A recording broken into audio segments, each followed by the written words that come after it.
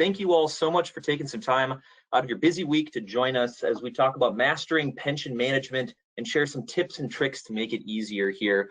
My name is Jack Hartwig, Marketing Manager at the Berwin Group. Your hosts today, we have Lindsay Tate McDonald, the Director of Project Revenue, and Mike Irie, Director of Operations and Client Services, here to walk us through mastering pension management.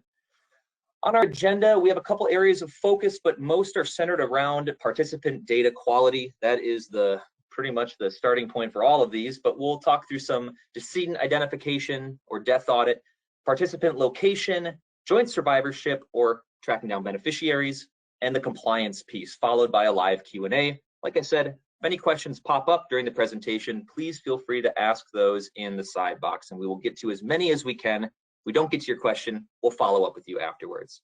So without further ado, I will pass things over to Mike Irie to get us started.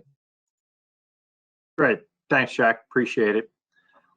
First slide we'll talk about here is data quality.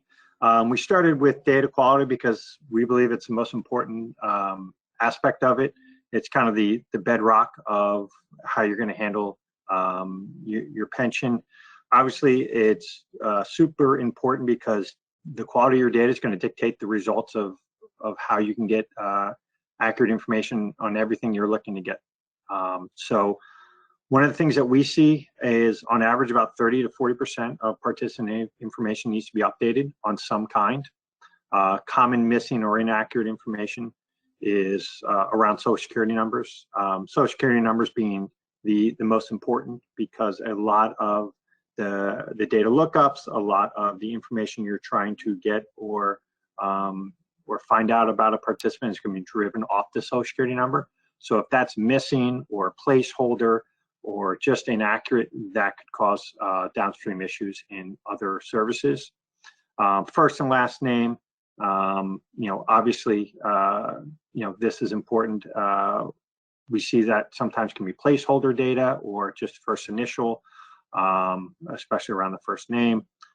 Dates of birth, sometimes we see that with a day and month as a placeholder with just a year. And this is important, especially when you're looking at your 67 and a half, 70 and a half, around ages in which you'll have a qualifying event.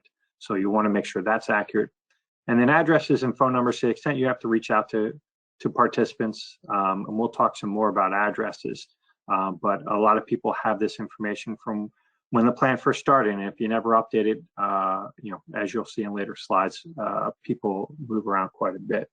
And a lot of these reasons for this outdated or inaccurate information just stems from inherited plans, big blocks of business that gets passed over, or older data or older files, on paper or even microfiche, which causes data to be missing, either illegible, information transposed, especially around dates of birth, or information never asked for.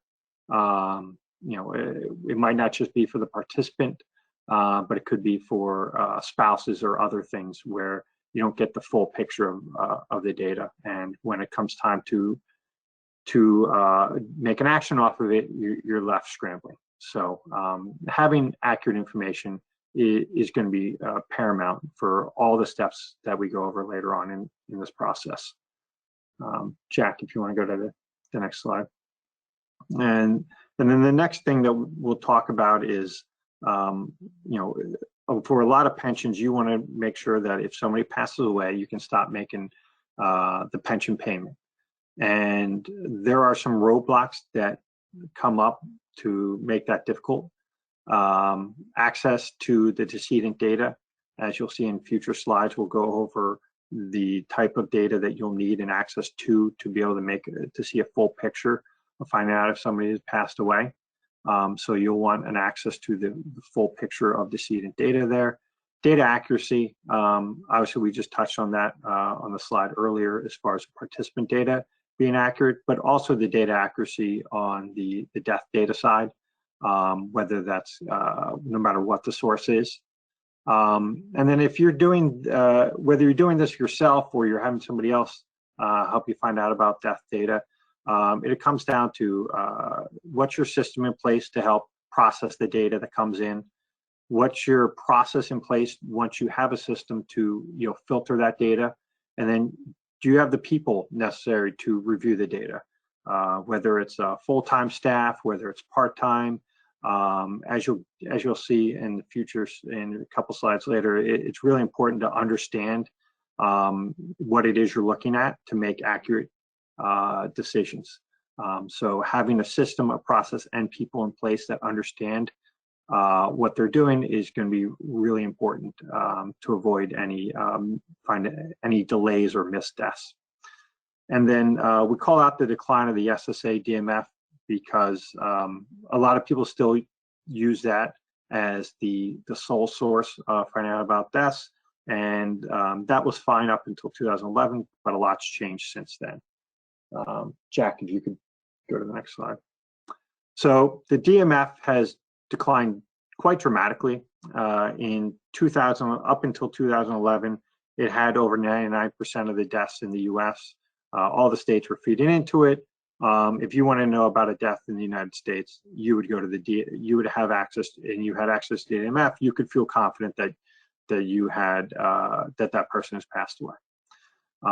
Since that law has changed in, I think, the fall, I want to say October of 2011, maybe it was November, the decrease in deaths that the DMF has access to has dropped dramatically.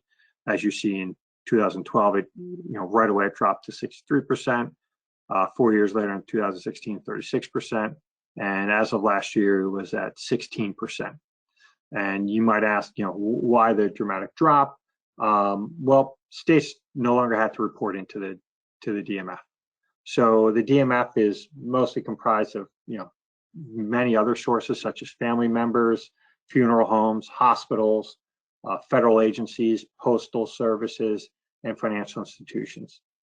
They won't, it's not a complete list of all the deaths, obviously, and they don't give out or disclose to the public all their sources. But as you can see, it continues to decrease as those sources become fewer and fewer. Next slide. So with the decline of the DMF, it requires a different approach. The approach that we take here is we have both the DMF, the state records, and obituaries. As you can see in the pie chart to the left, the DMF is about 16%. State records, we have access to certain states directly. They make up about 17%. And then obituaries, about 2/3. Obituaries are where you're going to find most of your deaths for a couple reasons. One, the speed at which an obituary is published compared to the speed in which a state will publish it is different. Some states will only give out access on monthly or quarterly basis, whereas obituaries are published every single day. Just more, we have access to more obituaries than we do to state records. So we have a bigger focus on obituaries. But obituaries are not easy. You need to have access to, the tens of thousands of funeral homes, newspaper websites, other aggregator websites for deaths to pull that information. And then the obituary editorial standards, there is no one set way to write an obituary, if anyone's ever read that. And it can get confusing and difficult to read. Names can be confusing. You'll have people that their whole life go by their middle name, but in an obituary you publish their first name. They'll use nicknames that might not be a common nickname for somebody. And maiden names can be confusing, especially if you have a file in which you hadn't updated somebody's last name and they had got married or divorced. So last names can change there too. Locations aren't always clear. Sometimes they're not published properly. Sometimes somebody will pass away in one area but have their obit published in maybe their hometown that they grew up in, or some other area that was near and dear to their heart when they were alive. So obituary locations don't always give a complete and accurate picture. And then obits, they don't always have the age or date of birth listed in them. When you don't have that, that can lead you to have to look at other sources to make sure you have a valid matching obit. Some are only online for a limited amount of time. You would think, oh, it's the internet, it will never go away, but that's not always true. Websites or URL links that you would think would stay there sometimes can go away or change. So if you're not constantly looking to get the updated amount or updated data, you could be missing out. And then as far as the number of obituaries you have to review per participant, it can be up to 4 to 6 obituaries reviewed per participant. This will vary, obviously, based on commonality of names and locations and other data points, but it's not uncommon to have to review 4 to 6 obituaries for one person. If you want to go over, I'll kick it over to Lindsay now to talk about the location data. Thanks, Mike. So yeah, now I'm going to talk about just the importance of trying to find your missing participants. And so what are the classic signs of missing participants? So clearly return mail is an obvious one.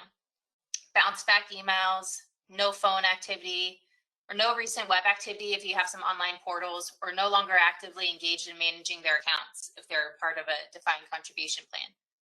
And so let's talk about what are the causes of these missing participants. So employee turnover and job changes. A plan participant on average changes jobs 10 times over a 40-year career. They relocate. So a participant will move 12 times in the course of a lifetime. And in any given 1 year, 1 in 8 participants will move within the US. Mortality. So 16% of your plan participants will die between the ages of 40 and 65. 1 in 6 of those participants will pass away prior to the normal retirement age. And then there are plan features and changes. So auto enrollment increases the number of small balance and unknown accounts. They also, there's events that change the plans, such as company mergers, acquisitions, name changes, or the record keeper transitions. So participants are no longer recognizing the company that they previously worked for and may become unresponsive to communication. So what does this mean to the participant?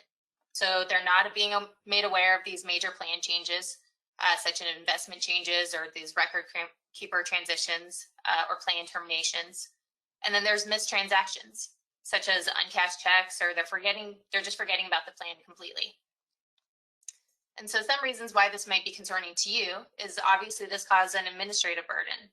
So the time and effort it takes to continue to try to locate these participants, managing that undeliverable mail.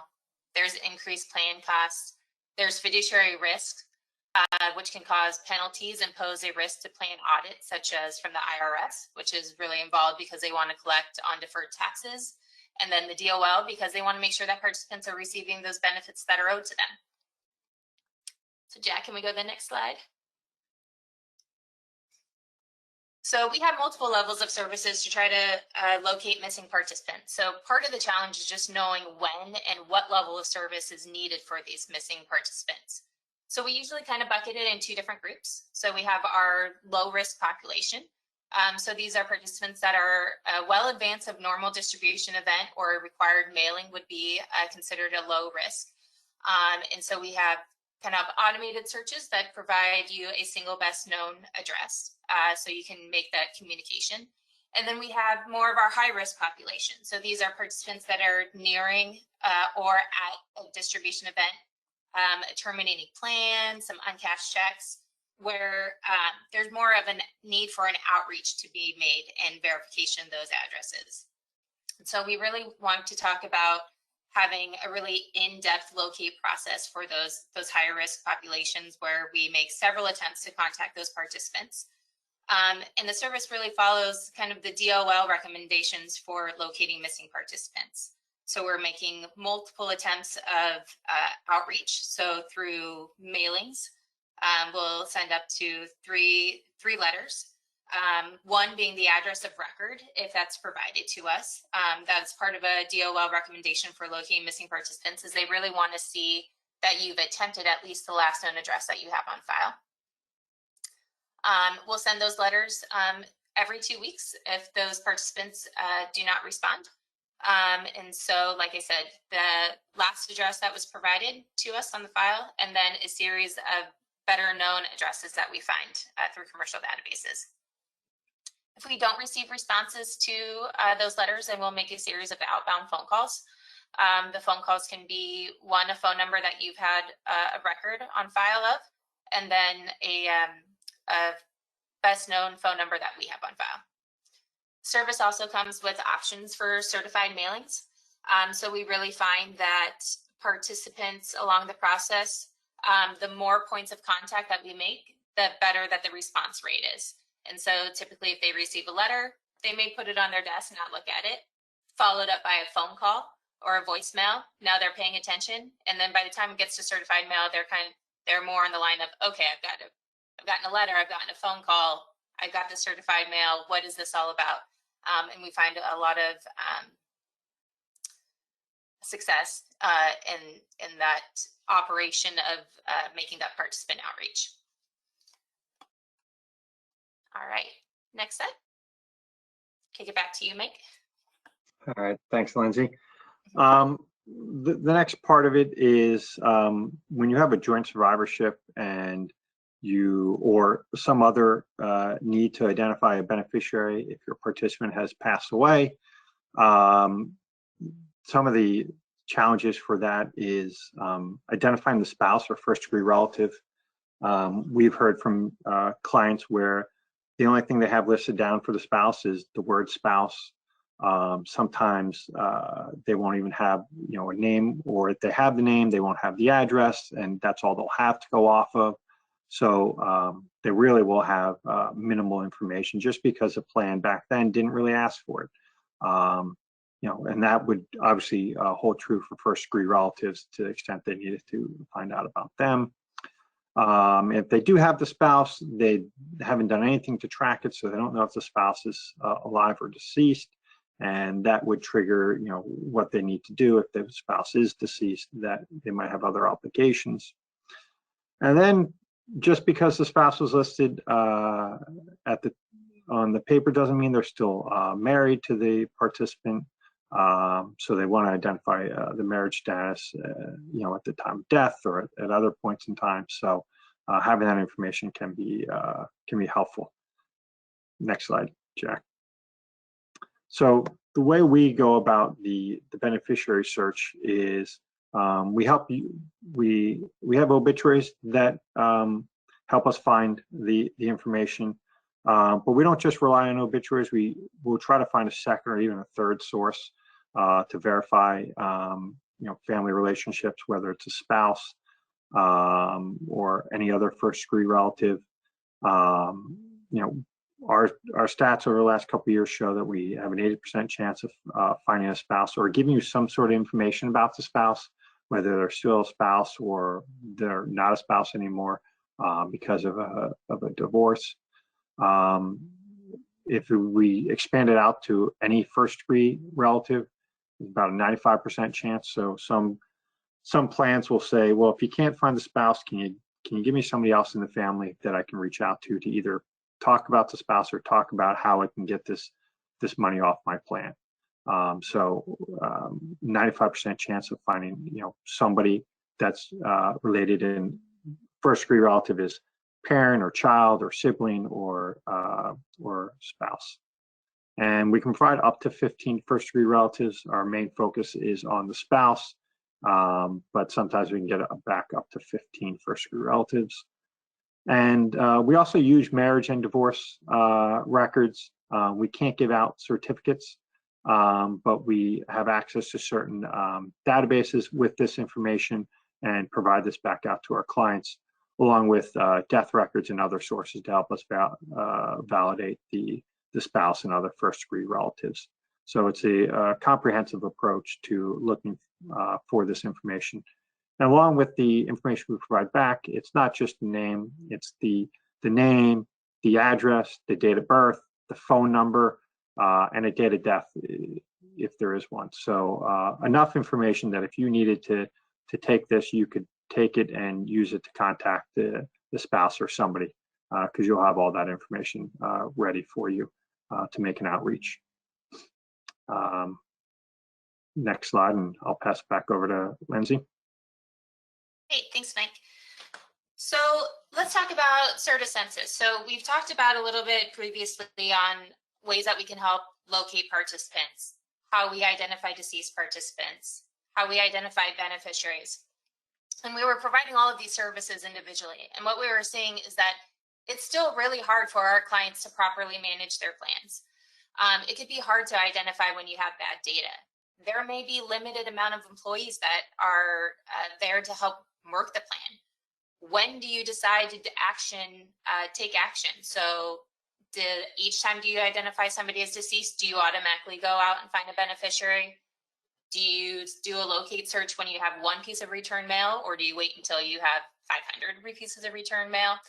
And so we are really noticing that clients of ours were struggling to have not only good data, but identifying the triggers of when they should start making either outreach or researching additional next steps. And so what we decided to do, we decided to put all of these services that we offer together in a really complete end-to-end managed approach. So I'm going to go over each element of what CertiCensus really involves. And so one, we'll start with the locating missing participants. And so I touched a little bit earlier about what we do to locate missing participants, but in the service, what you do is once you receive a list of your participants, all of these different services are happening on a continuously basis. So when we talk about locating missing participants, we're going through your address information, and on a quarterly basis, we're looking for any discrepancies in the last confirmed address that we have on file and what is showing up as most current through our commercial databases. If there is a discrepancy, then we kick that participant into a more in-depth locate search process like I had mentioned before. So we're doing multiple different contact points with the participants through that series of mailings. So every 2 weeks, we're sending out a letter to those participants asking them to confirm or update their address. The letters that we utilize to locate those participants are customizable by you. And so you can list a specific reason for confirming or updating those addresses. You can put your work for name can be the same or different. Previously, we talked about it's challenging for our participants to recognize their previous employers from mergers or acquisitions or just name changes. You can put a name on those letters that that participant may recognize, specifically as working of who they used to work for. We, again, do outreach through phone calls. So if they are unresponsive to the letters that we send to them, we have a full-time call center that will make those outbound phone calls and try to confirm those addresses at that point too. We identify decedents. So like Mike talked about previously before, we're constantly looking for deceased participants through our state death records, the DMF and obituaries that we report back to you on a weekly basis. So those confirmed deaths will be reported to you and monitored constantly. We find beneficiaries. So once a participant has been identified as deceased, they'll become eligible for an in-depth relative search. As Mike mentioned before, we provide up to 15 possible relatives or relatives on the report. So 80% of the time, we tell you if the participant was married at the time of death, if the identified spouse was living or is living or deceased, and we provide current address information, dates of birth, and phone numbers if available for each relative that we list. And then there's a 95% chance of providing first degree relative information.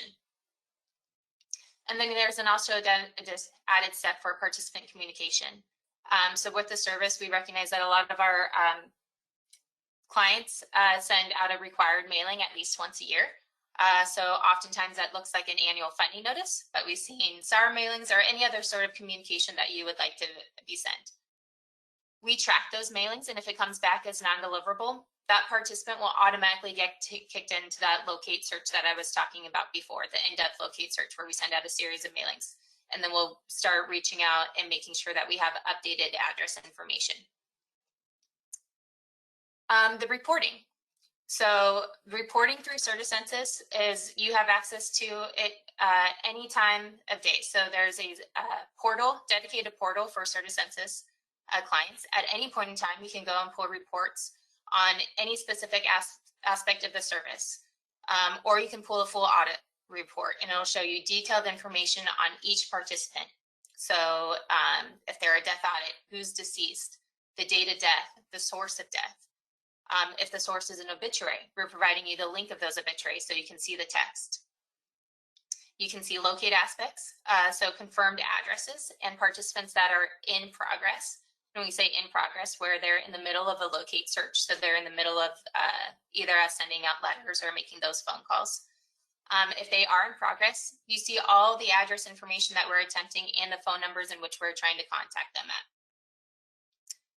The required mailings, you see the address that we mailed to, the dates that we sent that mailing, and the status of that mailing. So was it delivered or did it come back as not deliverable to us?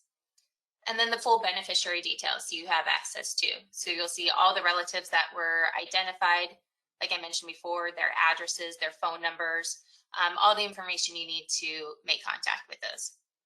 You can even pull these reports on a very specific part of the population. So if you only wanted to look at population that were 65 or over the age of 72, you can really target those populations out and look at that in a very specific manner or in a holistic approach. All right, Jack, next slide. So CertiCensus, delivering results. And so I talked about all the different special audit reports that you can do, but on what you can expect on a weekly basis, I mentioned that this service, we're constantly, continuously monitoring your population. So we're continuously looking for if your participants are deceased. If we identify any of your participants deceased, you receive a report at the end of the week, every Friday, listing who is deceased. If we've confirmed any address information, so if we notice a discrepancy in the address that was previously confirmed, we send out that participant to a locate search. You'll receive any confirmed addresses in a report. Any beneficiaries that we identified of deceased participants that week, and then those confirmed addresses. And so these reports are pushed out to you on a weekly basis, but you also have, like I mentioned before, you have a portal that you can go to that in any time you can look up specific participant details. So at any time you can go in, pull in participant, see everything that has been done for that participant. So you don't have to wait for those weekly reports. You can pull down specific participant detailed information, or you can do a custom report that I mentioned before for that audit report. Next slide, Jack. And so this slide, we're just wanting to show this is the most effective way to manage your population. So it is truly the only proactive population management solution that's in the market today. I mentioned this is continuously monitoring. So once you have uploaded a file, there's nothing else needed for you to do as far as trying to submit a file to a specific first service. So like I mentioned before, getting return mail, having it sit on your desk, then deciding on what you're going to do with that. What service are you going to utilize to try to get that best address information? We're doing that all for you in this proactive approach. You have a dedicated account manager. So as soon as you start your service, any questions that you have along the way, you have a dedicated manager to help you with those the questions. Having comprehensive reports, like I mentioned before, is very important, especially when we're talking about DOL audits and IRS audits, really showing a very dedicated service and having specific reports that show a very detailed process that you've taken along the way. So being able to have that audit report where you can see if somebody's missing location, what were the steps to identify or try to find that missing participants? What were all the addresses that you mailed to? What dates did you mail to those? Did you make phone calls? If so, what dates did you make phone calls? What were the outcomes?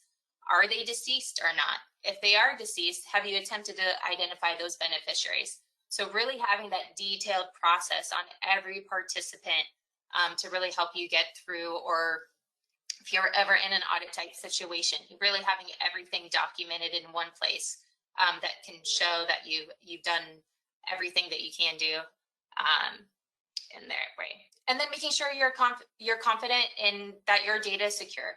And so we have end-to-end data encryption. We're SOC 2 certified. And then we also mask your data, which means that it's really unreadable to anybody if it was ever accessed within our own internal systems. Next slide. And so really things that we just want you to pay attention to is making sure that you're audit ready, making sure that at any point in time, if you're ever in an audit type situation, that you really have all the information that you need to help you through that process. So like I mentioned before, really having a documented process is what those auditors are looking for. Making sure, like I said before, they're missing plan participants. What have you done in steps to locate them? If they've been identified as deceased, or do you have a death audit in place? And if they're identified as deceased, have you attempted to identify beneficiaries on file? If you don't have beneficiaries on file, what have you done to search for those beneficiaries? And then just what we are providing back to you is really that documentation and that thorough process, so that you can feel confident if you're ever in an audit type situation that you would have all the answers that you need to get you through that. Excuse me.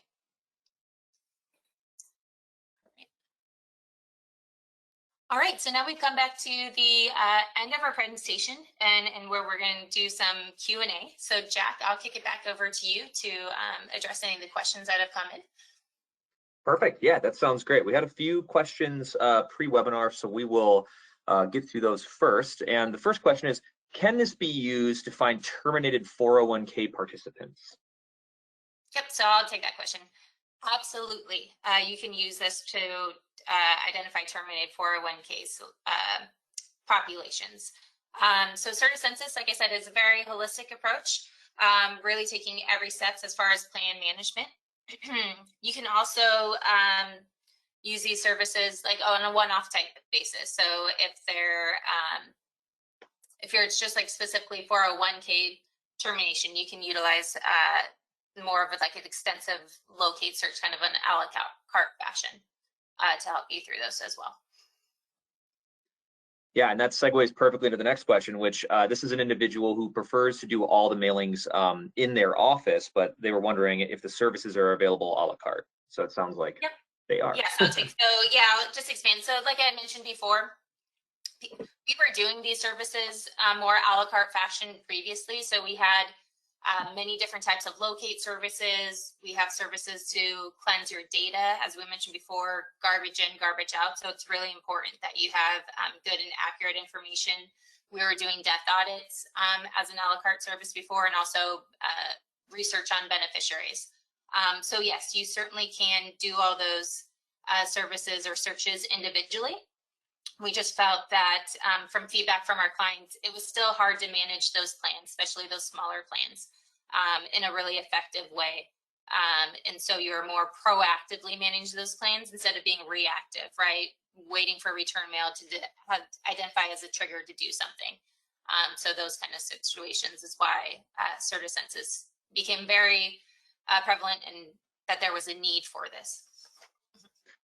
Perfect. And then this next question is, any suggestions on missing participants and how to handle them? So I know we covered that in our locate section, but from that, if you, Lindsay, Mike, if you had one piece of advice on handling missing participants, what would it be? I'll take this, Lindsay, because it goes back to data. You say you have missing participants, your first step is to make sure you have the proper data on that participant.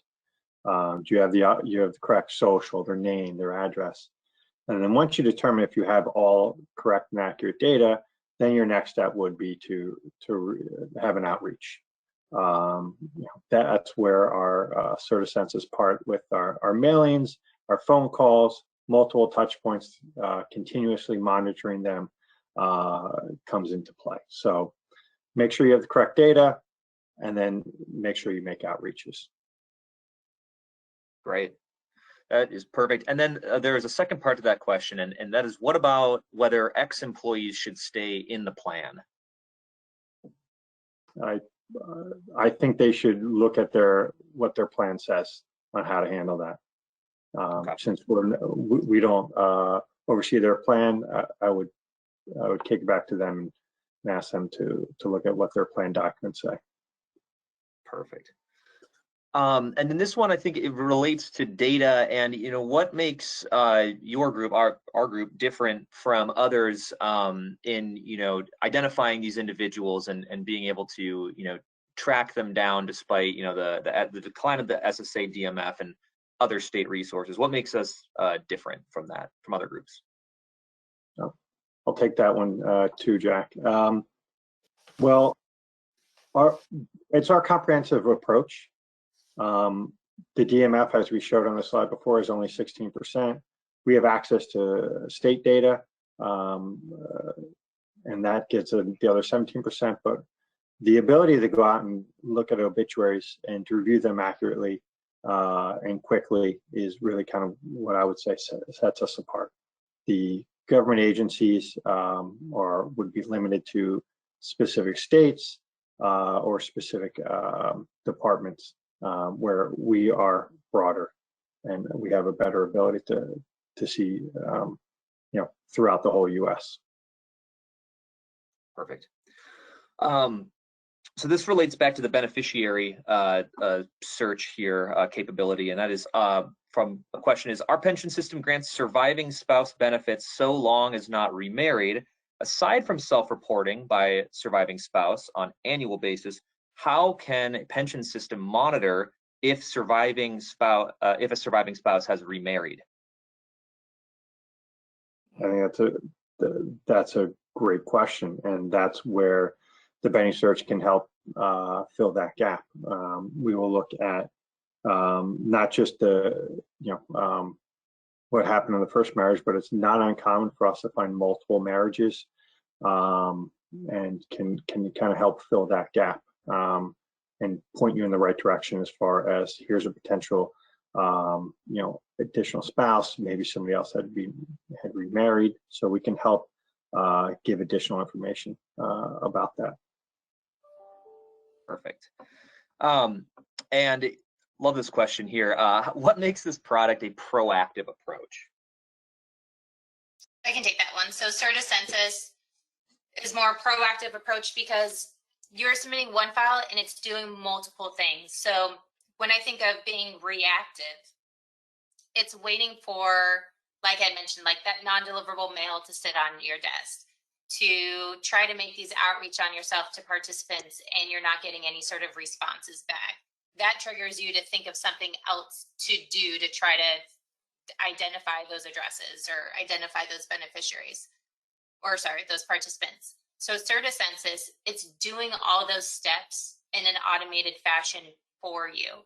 And so when we see an address discrepancy, we're automatically kicking those participants to a locate search to try to identify a better address for you. If we send a required mailing on your behalf and it's coming back as non-deliverable, excuse me, we're automatically sending those participants through a locate search and again, trying to identify a better address. We're constantly monitoring your population for deceased participants. As soon as somebody's deceased, we are pulling that relative information for you. So if there are benefits that carry over to a beneficiary and you don't have any information on file, we're automatically providing you that data so that you can plan for the next steps. So that's more of like how it's proactively managing your plan for you. Great. Great. And then for those who are familiar with the CERTA suite of services, we do have quite a few CERTA services. This is a great question. How does the CertiCensus service differ from the CERTA search service? Yeah, so CERTA search is just a one-time search. And so you're submitting a file of participants that you have identified as being a more high-risk population. So we talked about reasons for being high risk. There might be a terminating plan. There might be some uncashed checks. They're required minimum distribution. All of those kind of identifiers, they've reached a certain age, so it pulls the trigger on your end that you want to make sure that you have good address information. We are doing that locate search of the process that's included in CertiCensus on a one time. So it's usually 12 to 14 week process where we're sending out those mailings that I had talked about One letter to the address that you may have on file, and the other addresses to our other best known addresses. So we're sending those mailings. We're making those outbound phone calls. You have that option for certified mail. So all those different steps wrapped up in a 12 to 14 week process. And then that project is now done. But through CertiCensus, it continues on throughout the whole year, right? So we're identifying those bad addresses on a quarterly basis. We're looking for any discrepancy on the last confirmed address until what is showing as a current address. If there is any discrepancy, we're kicking those participants off to a locate search. Like I said, where we're doing those mailings, those phone calls for you, and we're constantly monitoring your population. Like on a quarterly and annual basis. And so you can think of it as CertiSearch, one file, 12 to 14 weeks, all those results, and CertiCensus, it's ongoing, right? We're constantly monitoring it. So there is no end point. So there is no that 12, 14 weeks, we're constantly looking for current address information for your participants. Perfect. That is great. I do see a couple of questions coming in here about, wanting to view a copy of the report or a portal view and the capabilities there. If that is of interest to you in the post-webinar survey, you can drop that in as a request, and we can follow up with you individually and give you a look at what that looks like after the webinar concludes. So the last question I see here is we covered something about the SSA decline and how only a small percentage is available. But wondering about, don't all entities have the same access to that, and how do we go really beyond that information?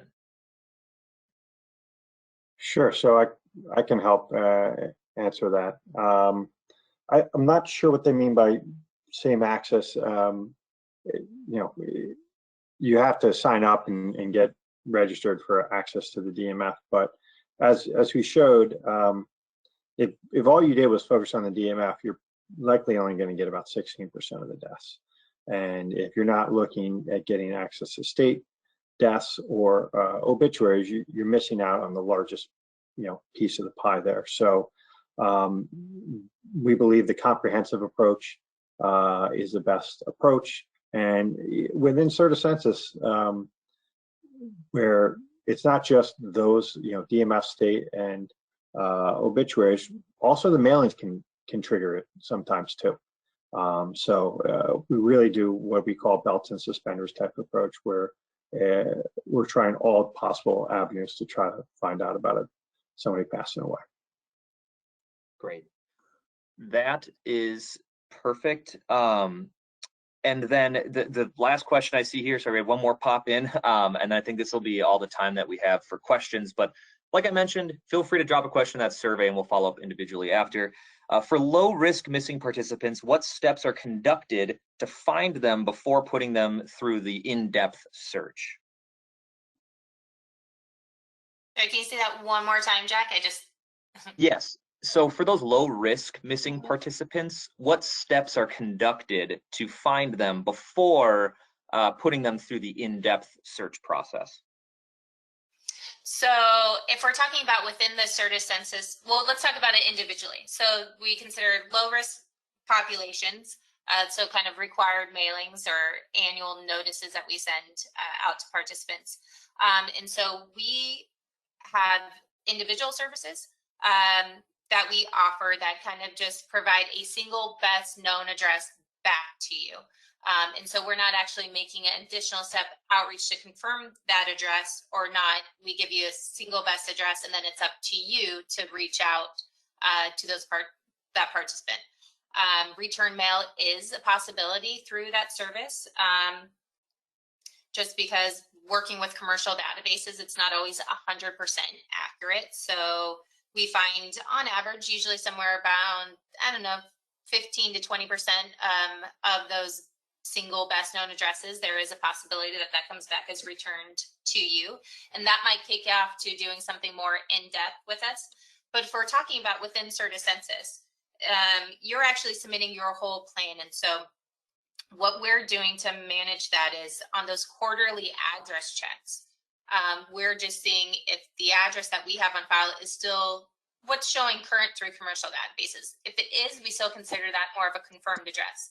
If there is any discrepancy, then we're taking that a step farther and then putting them through the locate search, just so that we can confirm with the participant themselves that the address that we've identified as being more current than what was previously on file is actually accurate. Does that help answer? Perfect. No, that is great. Thank you for your wisdom on all those points here. But it looks like we're just about at time. That's all the questions that I see for the time being. So we'll wrap things up here a little bit early. And thanks again, Mike and Lindsay, for walking us through today's webinar. And thank you all once again for joining us and taking time out of your busy weeks to tune in. Once again, that recording will be going out in 24 hours about, so feel free to access that, share with colleagues, whatever you'd like to do with that. But once again, thanks all for joining, and appreciate your time.